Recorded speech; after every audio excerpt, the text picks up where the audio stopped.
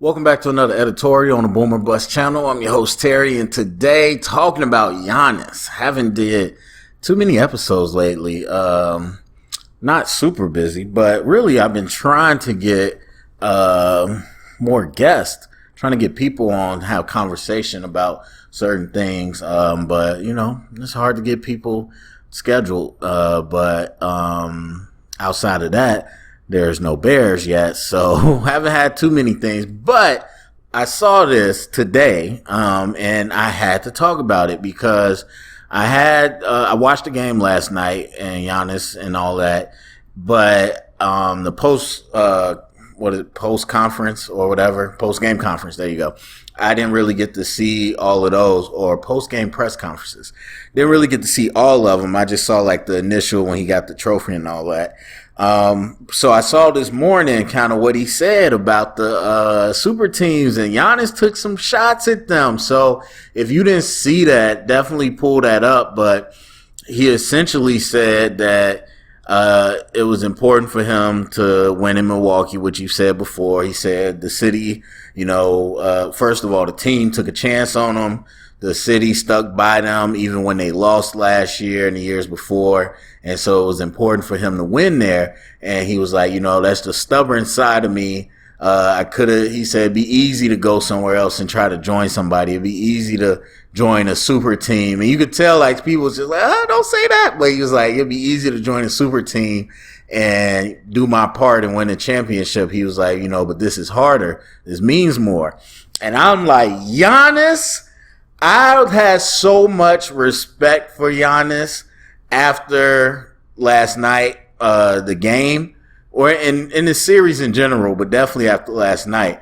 But after those comments, it went to a new level. Absolutely. Yes, we needed that. Now, before we get into that whole conversation, we do have to talk about the realistic facts of the matter. And the realistic facts of the matter is that they did have a lot of help. Now, I initially, in a couple places online was like, we about to have our third asterisk championship because of KD not playing with, KD and Clay not playing with, the Warriors. And then the bubble, which I don't really count. And so I was like, here we go. Now, I said that when Giannis was missing games for the Hawks. And so I was like, if we got the Hawks with a hurt Trae Young and we got the Bucks without Giannis, either one of those versus the Suns that beat the Clippers without Kawhi, then this is just the asterisk. So obviously most of us didn't expect Giannis to come back at full strength the first game, and he did. So I won't say it's an asterisk championship. However, the fact of the matter is what happened this season. We know injuries happen every year, but this is abnormal. You got so many teams without their starters. Or they stars really. And it made for an interesting journey for the Bucks because you think about how they had to weather the storm without Giannis those games against the Hawks, and the Hawks that got in because Embiid, he was still playing, but we know he was not 100%. And Ben Simmons, but that's just Ben Simmons. But still, it was an interesting journey, but we have to look at the facts. The facts is the path definitely was smoothed out for them, especially once they got past Brooklyn. And that was the biggest thing, is that Brooklyn looked like they was about to take care of them easily, and then they had their players go down. So that's very important. That's very important context. But like I said, I won't say it's an asterisk, but we do have to keep that in mind because the conversation becomes about Giannis throwing shots at super teams and pretty much saying look, this can be done. And I do think it can be done. But do I think this is the best example after this year, the playoffs? I don't know. And that has to be taken into consideration because some people today have been talking all these players are going to switch paths. They're going to do it. And first of all, the Warriors won with all drafted talent. and people didn't switch paths. Probably because not too long after they created a super team. But still.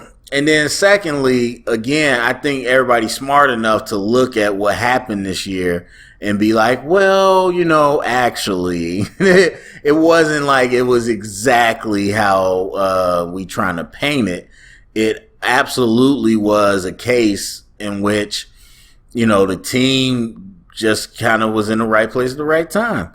And there's no credit taken away from them because you have to do your job. That's what people forget. Like, just because the opportunity shows up doesn't mean that you're going to take advantage of it. That's what champions do, because they could very easily have folded against the Hawks or folded 2-0 down against the Suns. And so while the road was smoothed out a little bit, it wasn't the typical, LA super teams and the Brooklyn Nets and all that. They still had to do what they had to do.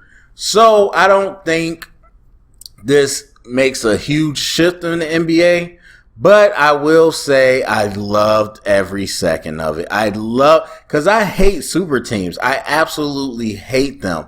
I like the dynamic duos a little better. Actually, not a little better, way better than like the classic super teams. But I still don't like the idea, the philosophy of just trying to get around competition. I've always hated that. And so I love that Giannis was able to pull this out. Even really if the Suns did it too. But I like that Giannis went after it, because I swear somebody was trying to shush him when he was saying super team. And I think he said, like, I'm not supposed to say that. But hey, talk your stuff. Be real. Like, we see all these people joining up, trying to get around competition. And so I like that he was just like, it meant something. It's harder. And it meant something to me to do it this way. And I love that they did it that way. And so I would hope maybe that inspires a little bit of something. Obviously, we thought the Raptors might do that too. But, again, kind of an asterisk. But I'm not expecting the world to shake. I think all these people are still going to try to super team up. But I just loved it. It was good for a lot of fans and a lot of players to witness it. And at the end of the day, I seen a little bit of this debate about the Bucks being super team and all that. Look, and I've said this many times, but everybody has their own definition. Mine has been consistent. But a super team, because a lot of people are like, it doesn't matter how it's formed. Yes, it does. Yes, because this whole, the Celtics had a super team and the Lakers had a super, like, the concept of super team became so hot because it was trying to skate around competition. It was bringing together, and we'll talk about the type of players, but it was this idea of let's do this because it's hard to beat each other. And so the whole concept that LeBron introduced, and why I hate it so much, and I've always found it problematic, is that we're going to skip out on competition. We're going to make it easier for us. And I never respected that, never liked it. And we know, even looking at how the USA team is playing, and we know just in general that the players of today, they suffer now because of a lot of is because they don't want to compete. They just want to win. They don't want to compete. Like, I don't know. Sometimes it feels like some of these players would play a high school team if it meant they get an NBA championship. But anyway, so yes, how you form a team matters. Like, again, whatever you felt about Draymond, you could say that the Splash Brothers, two of the best, guards in the game. But they drafted them. And to be honest, they weren't high picks, but they drafted them. Even if they were number one picks, they drafted them and they grew them up together. And then obviously Draymond. And then so even looking at that, like, that's not, like, some people try to say a super team. That's not a super team. And so to me, again, how you put the team together matters. And I don't even necessarily care that you were talking to each other. I don't have the thought that players should hate each other so much they never talk. And that's not even true. Like, people try to make that seem like Bird and Magic, great friends. And Mike, people were, they was mad at him, but they respected him so much. They showed you in The Last Dance, he golfs with these people a lot, but also they go out of their way to have a conversation with him because it's that mutual respect. And so to make it seem like they hate each other so much that they should never talk in the off season, I don't agree with that. If y'all talk and decide to do it, that's fine. But when you do it because this is one of my toughest competition, that is when I have a problem. And sometimes, or not sometimes, a lot of times that happens. And then the second part is the Bucks ain't a super team. What's his name? Captain Jack, whatever. Like, bro, he was tweaking today talking about they're a super team. They're not a super team. A super team, and the reason it's a super team is because you have multiple superstars. Not all stars. Not really great players, not stars, superstars. We're talking about top 5 at their position type players playing together. And people keep talking about the Heat like it was not what it actually was. They make it seem like it was so much more insignificant. You had LeBron, who was the number 1 small forward, no argument.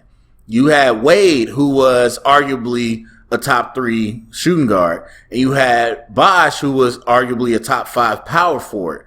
You put top 5 players together at their positions. That is a super team. Especially, again, when you say, hey, we're going to collab up. Like and I get it's player empowerment now, and so it's different. But back then, if you got traded to a team, that team worked it out to put you together, to fit it together. That's what it is. Okay, cool. But when you start doing what they do now, let's manipulate. Let's not sign a contract. Let's get our contracts to end at the same year so then we could figure out where we want to go together. Like, that stuff is pretty much collusion. It's legal, but it's collusion and it's anti-competitive. There's a reason they don't let you collude in business. It's anti-competitive. And in sports, that is anti-competitive, which is a competition, and that's silly. So, again, this idea of people trying to stretch the word super team is silly. You got to have superstars. And again, like I said, I like the dynamic duo a lot more because, it's basketball. It's only 5 people.